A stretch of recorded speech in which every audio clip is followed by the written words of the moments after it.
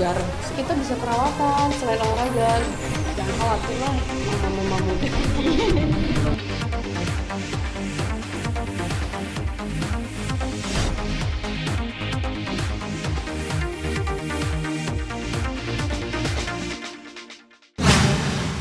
Sibuknya ya preparing untuk pembukaan klinik Aura Dermatologi cabang Jakarta di Bintaro sebenarnya.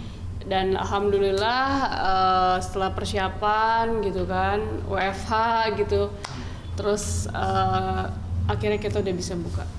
Simple banget sebenarnya, kita kan perempuan senang banget treatment kan, daripada treatment tempat orang mendingan treatment tempat sendiri kan sebenarnya satu. Kedua, nggak tahu nih pas aja gitu, memang udah ada planning untuk buka di bulan Agustus dan ternyata pas pandemi kan, jadi akhirnya Aura Dermatologi ini aku bukan cuman bawa treatment untuk kecantikan atau estetik, tapi aku juga bawa lebih ke wellness gitu. Jadi nanti aku akan ada beberapa untuk suntik vitamin, infus multivitamin, sama ada vaksin juga nanti. Dan aku nih bawa konsepnya Aura Dermatologi ini sebenarnya ya, jadi kayak perawatan perempuan tuh perawatan tapi jangan terlalu pakai make up yang full gitu ya. Caranya gimana sih? Ya udah ya treatment wajah luar dan dalam gitu. Jadi treatment ya, bukan mengcover gitu dengan pakai make up.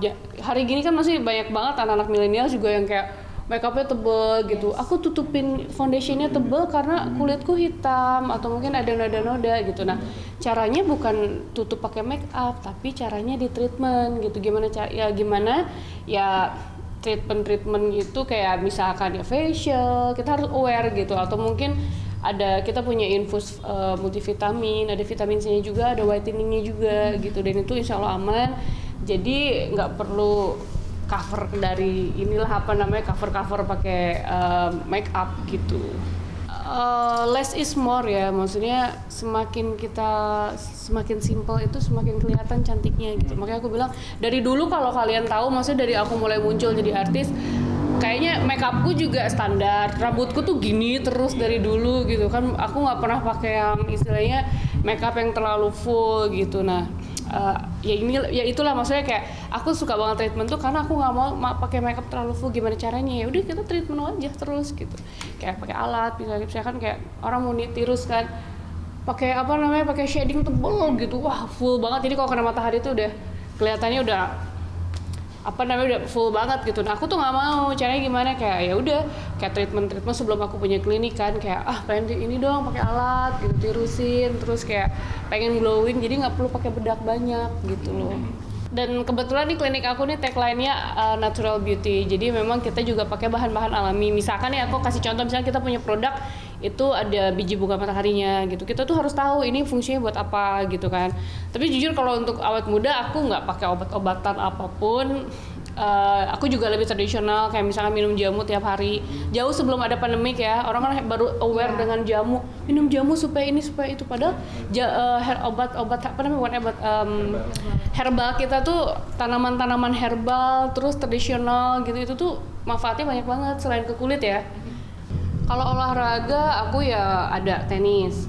Kalau asupan sebenarnya aku termasuk pemakan segala sebenarnya nih. Cuma pas mulai punya anak, aku mulai atur dari pola makan, pola hidup, pola tidur, itu benar-benar aku atur. Misalkan dulu kita udahlah super berantakan ya, party all the time gitu. Ada acara ini, habis premier film kemana gitu kan. Itu balik jam 3, tidur berantakan, bangun siang. Itu kan juga bikin asam lambung tuh juga jadi berantakan, muka kita juga jadi nggak segar gitu loh. Mungkin faktor itu kali, orang bilangnya kayak kok tambah seger ya punya anak gitu. Selain mungkin ya Aura punya anak ya, Aura ibu-ibu ya gitu. Mama muda lagi. Enggak lah, pas lah gue 33 mama pas ya. Mama pas. Ya paling itu aja, maksudnya pola hidupnya dibenerin aja sih.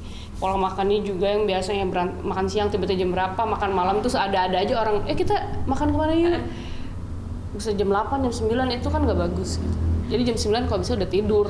Yang penting bugar sebenarnya, nggak perlu harus kayak gue pengen langsing kayak dulu lagi. Yang penting tuh seger gitu.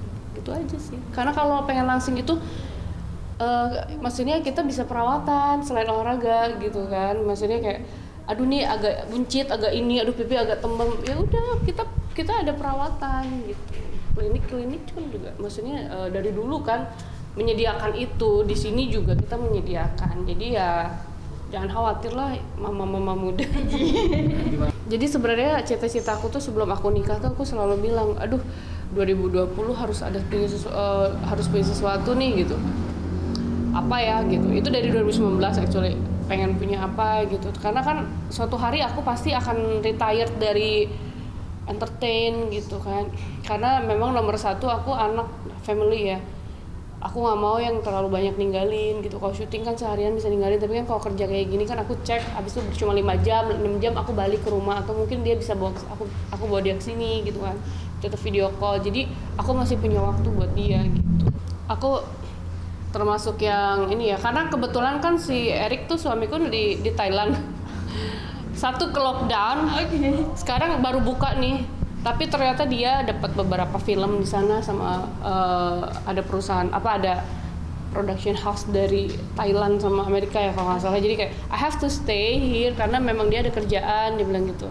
Aku bilang ya udahlah nggak apa-apa. Soalnya kan kalau dia udah balik ke sini nggak bisa ke sana lagi gitu kan, nggak susah gitu. Bangkoknya tuh nggak terima untuk orang datang ke sana gitu. Iya untungnya ada anak aku ya, jadi kayak ya udahlah di sana aja gue sama anak gue gitu. Diabaikan, santai. Dari dulu tuh aku tipe orang yang dapat gosip segala rupa, lu udah pernah segala rupa, pasti yang jelek-jelek ke gue deh.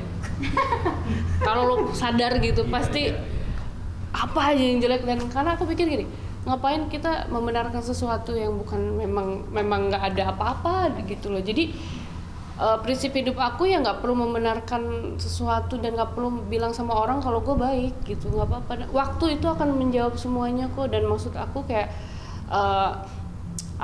ya Allah itu adil, baik gitu. Jadi menurut aku kayak gue nggak ada apa-apa, nggak perlu dijelasin juga. Biarin orang berpendapat seperti itu, aku malah seneng karena ketika mereka ketemu aku in person, mereka akan bilang, wow lu beda dengan di Google ya. Selalu berapa kali ketemu sama teman-teman aku tuh pasti gini, aura dengan yang Google sama yang gue ketemu kok beda ya ternyata. Oh good, bagus dong. Orang underestimate, orang berpikiran jelek, tapi kalau in person ketemu sama aku, mereka akan lebih senang gitu kan, nggak apa-apa. Yang lucunya pas aku kan waktu itu dari Singapura ada meeting kan sama temanku, itu aku nerima kabar banyak banget tuh ke manajer aku, apa benar gitu kan.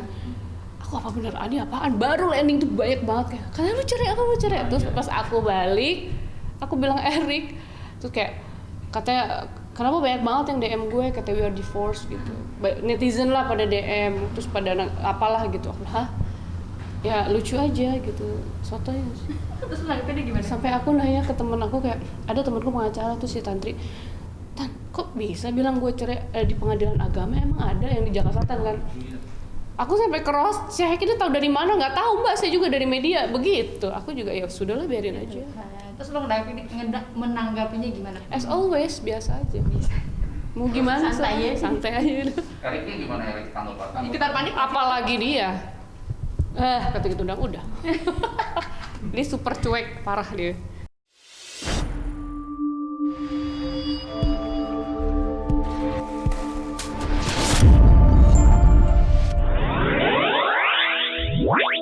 Wow.